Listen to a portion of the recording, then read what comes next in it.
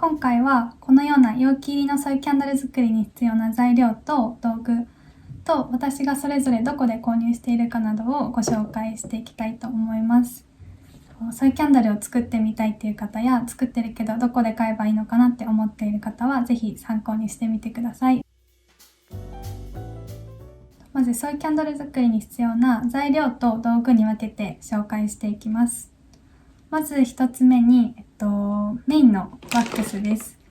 ソイワックスは主にソフトソイとハードソイのワックスの2つのタイプがあるんですけれども、ソフトソイは瓶や陶器など容器に入れるコンテナタイプのキャンドルに使って、ハードソイはシリコンモールドに入れて作るような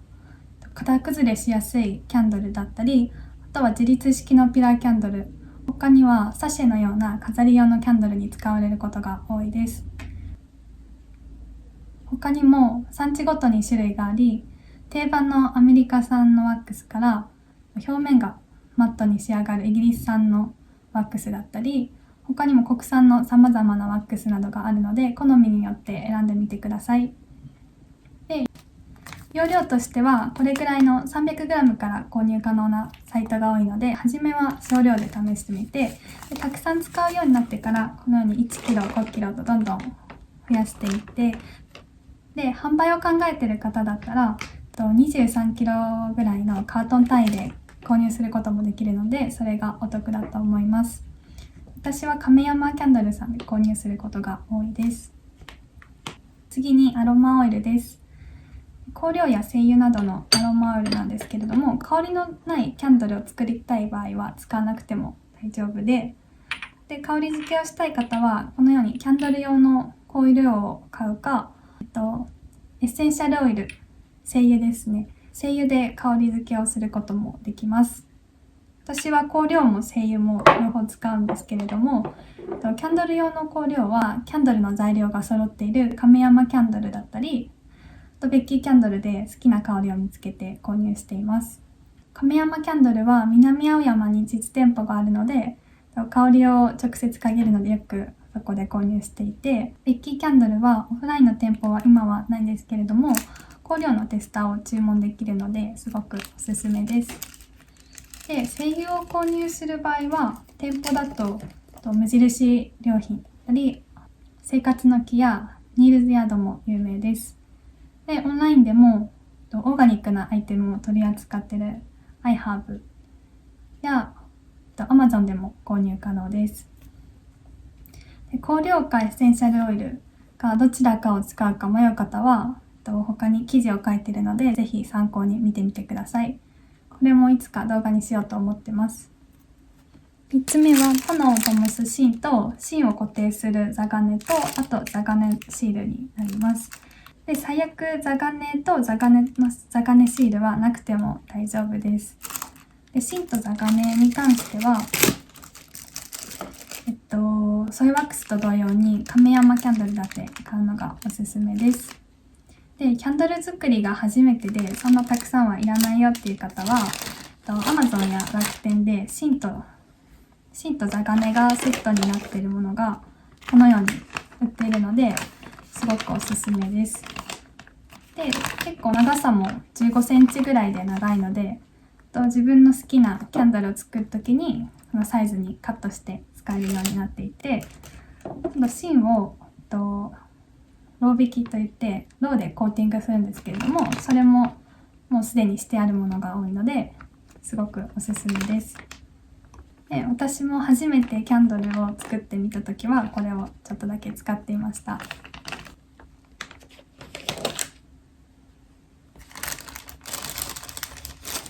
で、芯と座金を別で用意する場合は、座金に芯を固定するためにペンチが必要なので、このようなペンチも用意するのを忘れないようにしてください。これは普通に100円ショップなどのペンチで大丈夫です。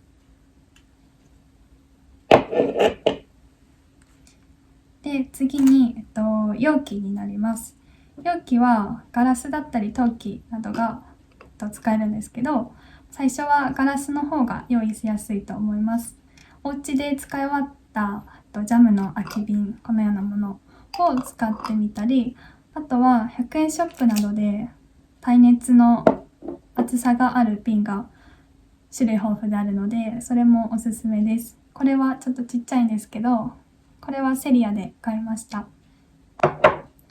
で、注意するポイントとして、ダイソーでこのようなガラスの容器があって、一見良さそうだなって思ったんですけど、ちょっとだけここが薄いので、ガラスが割れないかちょっと心配になったのと、あと選ぶポイントとして、高さが高いとキャンドルが最後キャンドルのローがどんどん減っていった時に中に熱がこもりやすくなってしまって、ここのガラスが割れやすくなってしまうので、ちょっと高さがある容器はあまりおすすめできないです。これも気をつけて選ぶようにしてみてください。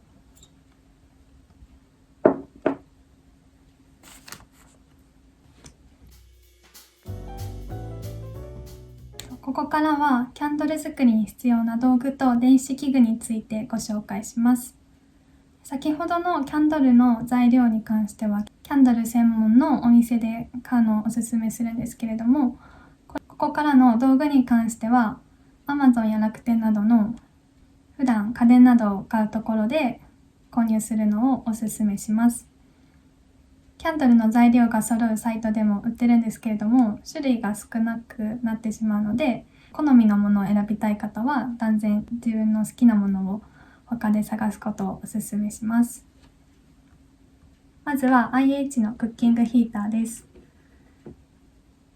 キャンドルのワックスは直火で溶かすと高温になりすぎてしまうので、IH か湯煎でワックスを溶かすのが一般的です。私はこのアイリスオーヤマの IH クッキングヒーターを Amazon で購入して使っています。で、キャンドルの制作用なら高温でなくても大丈夫で、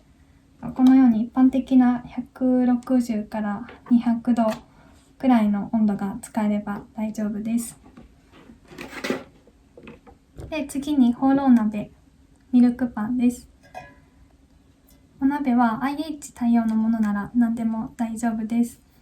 で、普通のものならあると思うんですけど、このように注ぎ口がついているのが中ロするときに使いやすいのでおすすめです。で、ワックスの色付けをする方は白色のホーロー鍋があるので、それだと色が見やすくていいと思います。で、これに関しては大きさは好みのものを選んでもらって、IH の熱が反応するところに合うものなら何でも大丈夫だと思います。私はこの鍋を使ってるんですけれども、Amazon で見つけた時に一目惚れして買ったものです。とっても可愛いのでおすすめです。で、次にキッチンスケールです。で、これはいつ使うのかっていうと、ワックスの重さを測ったり、あとアロマキャンドル作る方はアロマオイルの重さを測るときに使います。で、おすすめは3キロまで測れるもので、これは 0.5g から 3000g、3キロまで測れるもので、あとメモリの単位が 0.1g のものがおすすめです。私は一番最初に買ったキッチンスケールが、1kg で 1g 単位のものだったんですけども、香料を測るときにちょっと難しく感じたので、これに買い替えています。これは楽天ですごく人気だったので、これにしました。これもおすすめです。で、4つ目、最後にこの温度計です。